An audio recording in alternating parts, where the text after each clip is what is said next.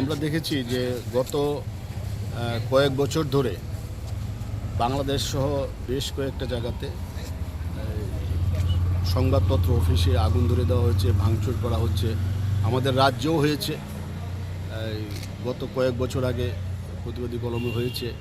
বাংলাদেশে সর্বশেষ হয়েছে ভোরের আলো, ডেইলি স্টারের, প্রথম আলো এবং ডেইলি স্টারে হয়েছে।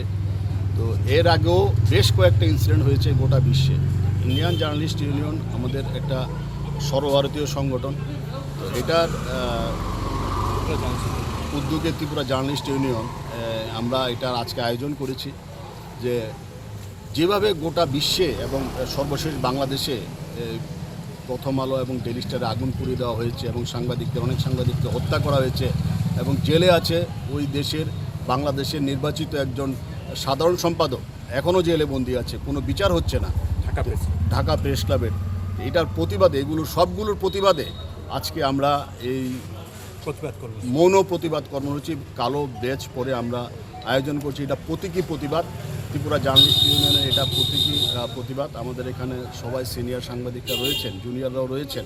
তো আমরা একটা বার্তা দিতে চাই যে গোটা বাংলাদেশকে একটা বার্তা দিতে চাই যে যারা এগুলো কাজ করছেন এবং বাংলাদেশের জেলে যারা বন্দী আছেন অনেক সাংবাদিককে হত্যা করা হয়েছে, কোনো বিচার হয়নি। ওনারা যাদেরকে বন্দী রাখা হয়েছে অবিলম্বে তাদের মুক্তি দেওয়া হোক এবং যেসব পত্রিকা অফিস দুটো খুব প্রথম সারির কাগজ দুটোকে পুড়িয়ে দেওয়া হয়েছে এগুলোকে যাতে সরকার যাতে নিজেদের খরচায় ওদেরকে তৈরি করে দেওয়া হয়, পুনর্গঠন করে এবং প্রকাশনা যাতে কোনো বাধা সৃষ্টি না হয় এবং একজন সাংবাদিকের উপর যাতে কোনো আক্রমণ না হয়, এগুলোর প্রতীকী প্রতিবাদের জন্য আজকে আমরা এই প্রতিবাদ আয়োজন করেছি। এবং ওই দেশের যারা সাংবাদিকরা আছে তারা যাতে স্মুথলি কাজ করতে পারে, ওরা যাতে স্বাধীনভাবে কাজ করতে পারে। বাংলাদেশে যারা সাংবাদিকরা আছেন, বিশেষ করে আমি একটু স্পষ্টভাবে বলতে চাই, যারা হিন্দু সাংবাদিকরা আছেন ওনারা এখন বাড়ির থেকে বেরোতে পারেন না, ওনারা কাজ করতে পারছেন না, ওনারা একদম আতঙ্কের মধ্যে দিন কাটাচ্ছেন।